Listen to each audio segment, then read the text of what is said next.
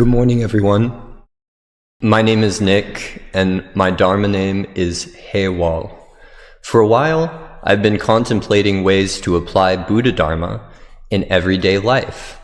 At the same time, I've also been contemplating the verses to the 10 ox-herding pictures, a series of poems and images composed by a Zen master around 1,000 years ago.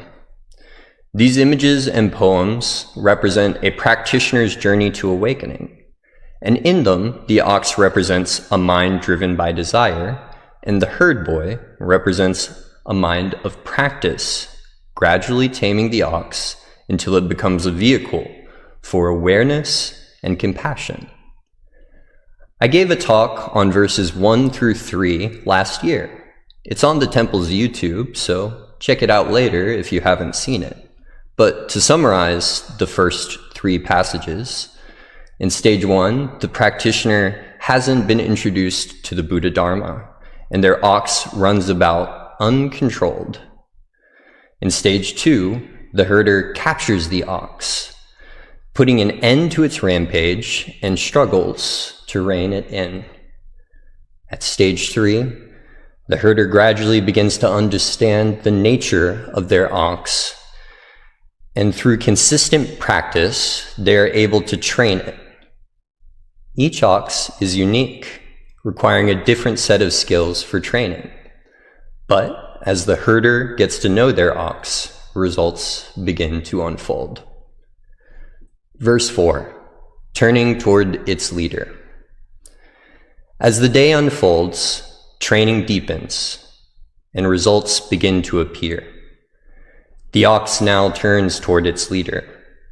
Gradually, the ox becomes tamed and pliant.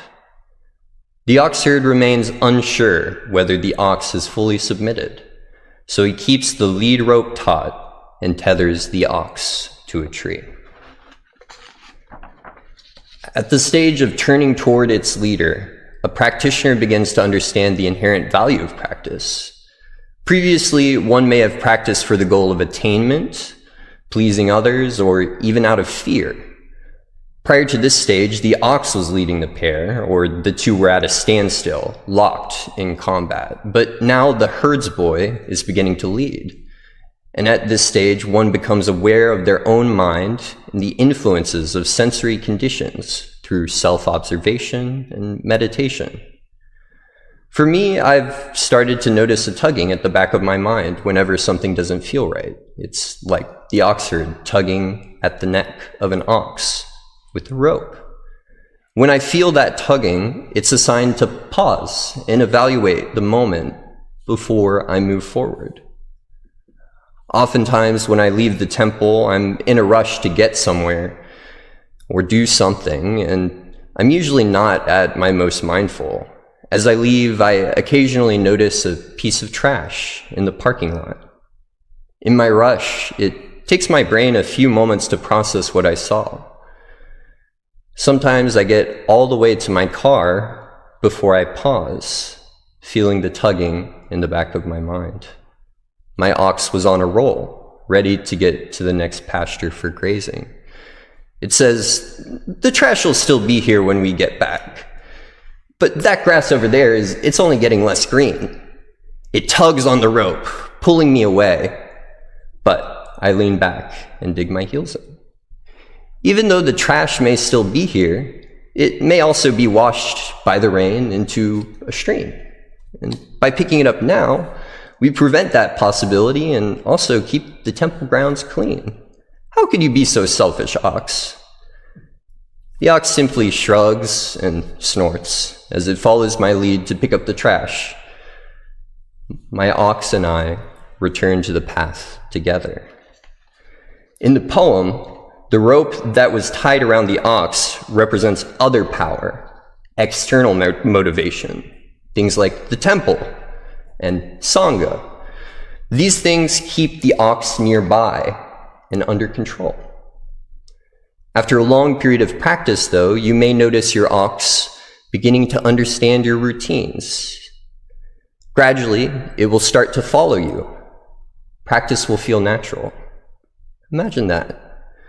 But this is not a time to let go of the rope. When I was a young boy, I took care of my grandparents' dog, Sophie, for a little while. She was a small toy dachshund Papillon mix with floppy ears and boundless energy. I decided to try my hand at training her, and after a week or so, she would follow me wherever I went. When cars went by, she would stay by my side. When dogs went by, she would listen as I told her to heel.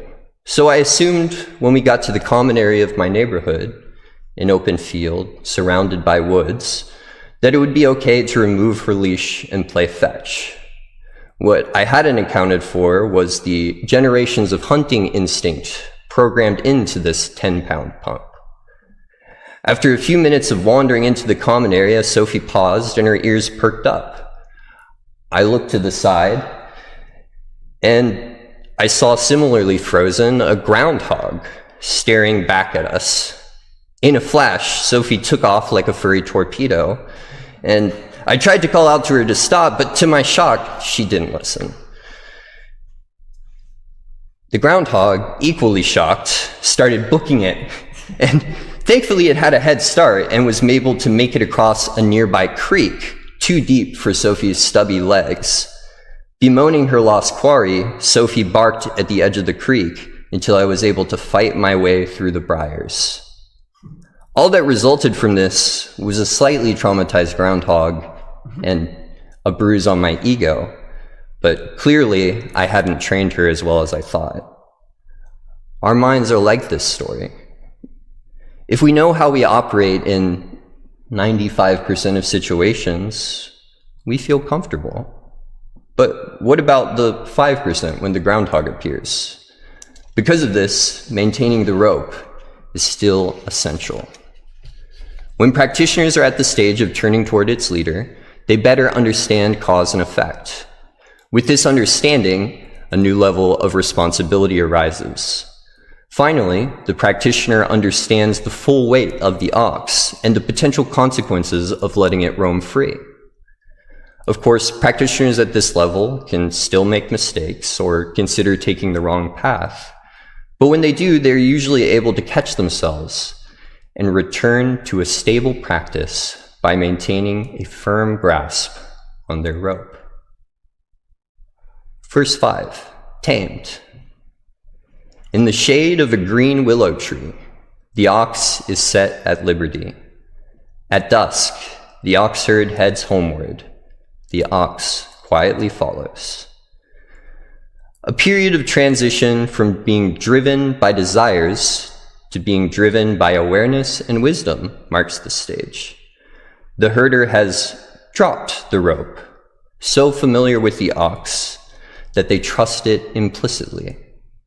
If the ox sees a groundhog, the herder knows that the ox will heel to their command. The goals of both are in alignment. In prior stages, one was to avoid locations and places that evoke temptation and desire. But at this stage, one should be able to return to those locations with general awareness. Master Kyung-san wrote that in these environments, there is a difference between enjoying it while being thoroughly immersed in it and enjoying it while recognizing its faults. He emphasizes the need for cultivating awareness within the material world rather than simply avoiding it. If the pull of a certain sensory condition is too strong, then it is best to avoid it. But as our mind practice strengthens, it is good to engage with them in mindful awareness, practicing the middle way.